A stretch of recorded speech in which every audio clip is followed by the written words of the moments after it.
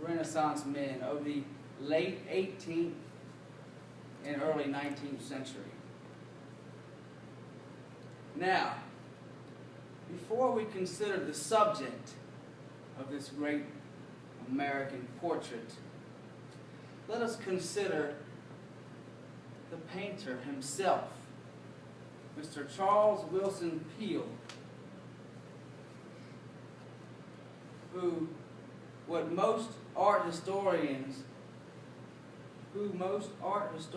consider to be the greatest American painter that ever lived. Now, this has a local flavor to it, as Mr. Peale is from Queen Anne's, Maryland. Now that's just the other side of the bay. And he grew up with little to no means of wealth. He came from just farmer stock. He started his early adulthood in the saddle making industry. He also became a silversmith and a watchmaker. However, most historians agree that he really was not too well skilled in these endeavors, but he yearned to paint. Now, looking at his previous trade pursuits, I noticed they all have one thing in common: very fine motor skills, the hands and the eye, and so he had it. He just didn't know it. Well, it wasn't long that people in the community, they began to see this tremendous talent that he had. And what folks did back then, they pooled their money together. They were known as the Maryland patrons or benefactors. They pooled their money together and sent this young man to London to learn to be a painter. Now, this happened in 1766. There in London, he apprenticed under a man named Benjamin West. Now, Mr. West had quite a, he's known himself, he's known as an expatriate, an American expatriate. And Mr. West, he took on young Mr. Peale as an apprentice. Now, in 1773, Mr. Peale returned to the colonies, this time to Philadelphia, because he wanted to get right in the heart of this revolution. He immediately became entangled in this colonial empirism, and he became a member of the Sons of Liberty. Now, this Sons of Liberty, believe me, they were no on the corner drinking. No, they didn't play bingo. They were hardcore. They wanted to change. I mean, these were the planners of the Boston Tea Party.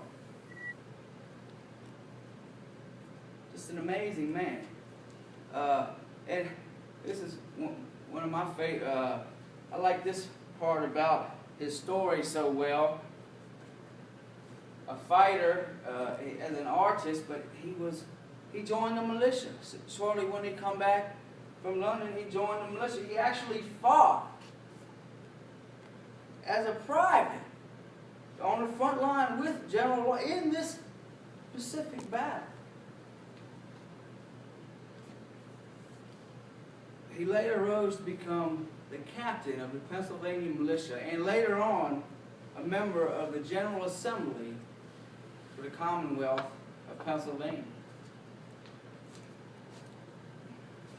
Now, two more concerns I'd like to discuss about this great American.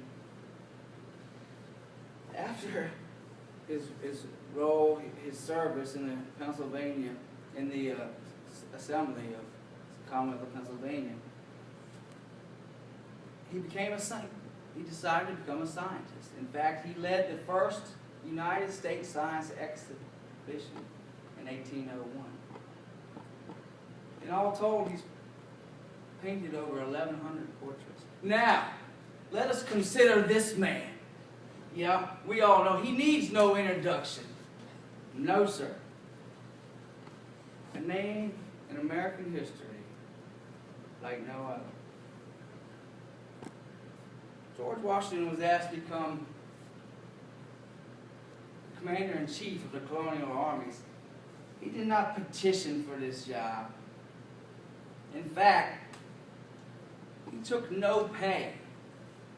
He told the Continental Congress he would take no pay for this job and would, no matter how long it took, and how many years. His men loved him. They adored him. Over and over and over when the Continental Army made camp. The neighbors, they would line, the people, the farmers, would open their homes to General Washington. Please come and stay in our home. He would say, no, I want to stay with my men. I'll eat what they eat. I'll sleep where they sleep. He was revered. Victorious in this rebellion, over overwhelming odds.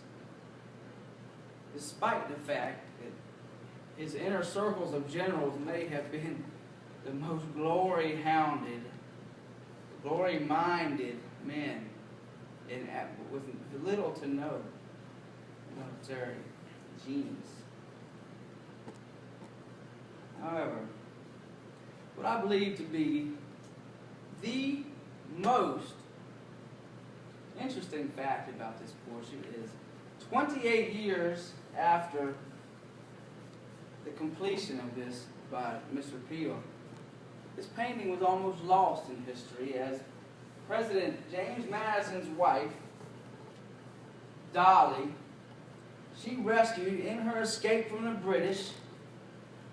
She peeled the painting off the wall and carried it with her most precious possessions, with the British in a fire, torching the land as they go. She was just a couple hours ahead of these rascallion Britishers. Now, in review, this painting could well be considered America's greatest painting by America's greatest painter. Consider Washington, the man, possibly the greatest military tactician that modern war has known to ever set foot on a battlefield, and Mr. Peale, patriot, painter, scientist, and servant. Lastly, and this really made it for me. It made the